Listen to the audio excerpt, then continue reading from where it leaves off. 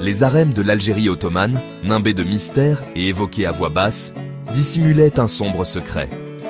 Derrière leurs murs opulents et leurs luxueuses tapisseries se cachait une vérité bien plus sinistre. L'esclavage de milliers de femmes européennes. Ces femmes, arrachées à leur foyer et à leurs proches, furent victimes d'un commerce brutal d'êtres humains, changeant à jamais le paysage des XVIe au XIXe siècles. L'image que l'on se fait souvent d'un harem, un lieu de beauté exotique et de volupté, est bien loin de la dure réalité vécue par ces femmes. Bien que les récits historiques soient souvent fragmentaires et biaisés, ils brossent un tableau sinistre de captivité, d'exploitation et de lutte constante pour la survie. Voici leur histoire. L'histoire des femmes européennes réduites en esclavage en Algérie ottomane ne commence pas dans les harems, mais en haute mer. C'est là que commence leur cauchemar, souvent à bord de navires marchands ou de pêche, arraisonnés par des pirates sans pitié. Là, une force redoutable sillonnait la Méditerranée, les pirates barbaresques. Ces corsaires étaient la terreur des mers, attaquant sans relâche les navires européens.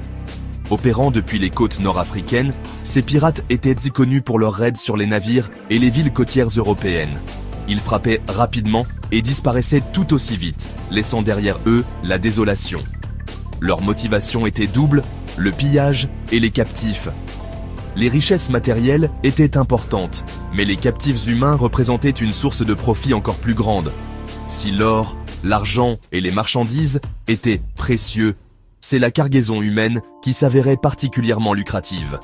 Les captifs étaient souvent vendus comme esclaves ou échangés contre des rançons. Hommes, femmes et enfants étaient tous des proies, destinés au marché aux esclaves d'Alger, de Tunis et de Tripoli. Ces marchés étaient des lieux de souffrance et de désespoir pour les captifs. Ces raids n'étaient pas de simples actes de piraterie. Ils étaient approuvés et même orchestrés par les dirigeants ottomans d'Afrique du Nord. Les autorités ottomanes voyaient dans ces activités une manière de renforcer leur pouvoir. Les Ottomans considéraient la traite des esclaves comme un élément essentiel de leur économie et un moyen de maintenir leur contrôle sur leur territoire. La traite des esclaves était intégrée dans le tissu économique et social de l'Empire ottoman, influençant de nombreux aspects de la vie quotidienne. Pour les malheureux capturés par les pirates barbaresques, le cauchemar ne faisait que commencer. Entassés dans les cales des navires, souvent enchaînés et maltraités, ils endurèrent des conditions horribles pendant leur voyage vers l'Afrique du Nord. Beaucoup succombaient à la maladie, à la famine ou au désespoir. À leur arrivée dans les marchés aux esclaves animés d'Alger, leur sort était scellé.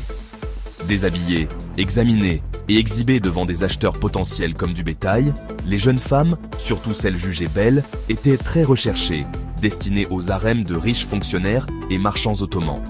Le traumatisme de la capture, le voyage éprouvant et l'expérience déshumanisante du marché aux esclaves laissèrent ces femmes physiquement et émotionnellement marquées.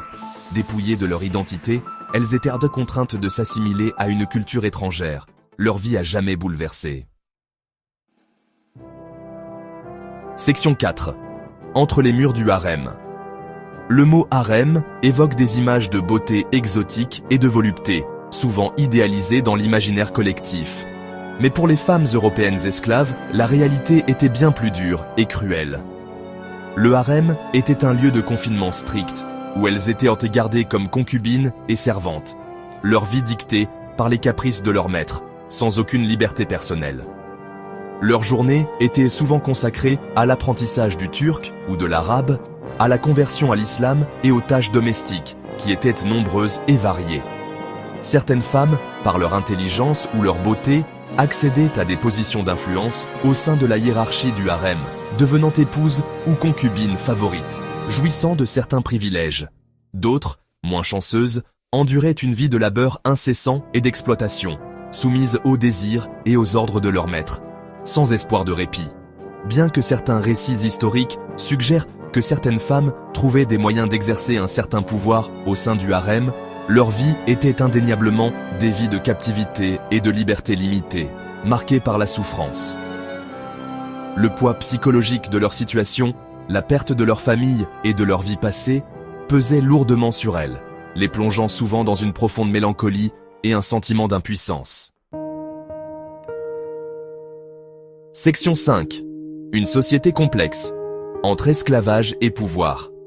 La présence d'esclaves européens en Algérie ottomane, notamment dans les harems, eut un impact profond sur la société. Ces esclaves, souvent capturés lors de raids ou achetés sur des marchés, étaient intégrés dans divers aspects de la vie quotidienne. Les Ottomans, adhérant à un système complexe d'esclavage différent de son homologue européen, considérèrent les esclaves comme des possessions, tout en reconnaissant leur humanité. Ce paradoxe se manifestait dans la manière dont les esclaves étaient traités et les rôles qu'ils jouaient. Les esclaves dans la société ottomane pouvaient se convertir à l'islam, apprendre des compétences variées et même recevoir une éducation. Cette opportunité d'apprentissage leur permettait de s'intégrer plus profondément dans la société et même obtenir leur liberté dans certains cas. La manumission, ou l'acte de libérer un esclave, était une pratique courante, souvent liée à la conversion religieuse ou à des services rendus. Certains accédaient à des positions de pouvoir et d'influence, devenant conseillers ou administrateurs. Leur ascension sociale était un témoignage de la fluidité des classes dans l'Empire ottoman, se mariant dans des familles importantes ou gérant des ménages.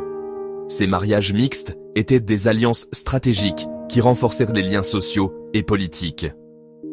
Cependant, cette mobilité sociale n'effaçait pas la cruauté et l'injustice inhérentes à la traite des esclaves. Les marchés d'esclaves étaient des lieux de souffrance et de désespoir pour beaucoup. L'afflux d'esclaves européens a également eu des ramifications culturelles. Les interactions entre les cultures ont conduit à des échanges d'idées et de pratiques. Les modes, les langues et les coutumes européennes se sont infiltrées dans la société ottomane, influençant la mode vestimentaire et les habitudes quotidiennes.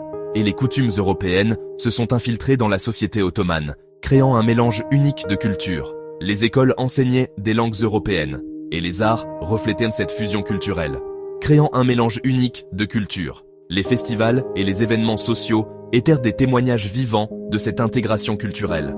Pourtant, cet échange culturel s'est produit sous l'ombre de l'oppression, un rappel brutal des dynamiques de pouvoir en jeu. Les injustices et les abus étaient omniprésents, un rappel brutal des dynamiques de pouvoir en jeu. Les structures de pouvoir ottomanes étaient complexes et souvent brutales, maintenant un équilibre délicat entre intégration et domination. Section 6. La fin d'une ère. Déclin et abolition. L'ère de la piraterie barbaresque et de l'esclavage des Européens a commencé à décliner au XIXe siècle. Les puissances européennes, fortes de leur marine et motivées par l'évolution des attitudes sociales envers l'esclavage, ont commencé à contester les États barbaresques.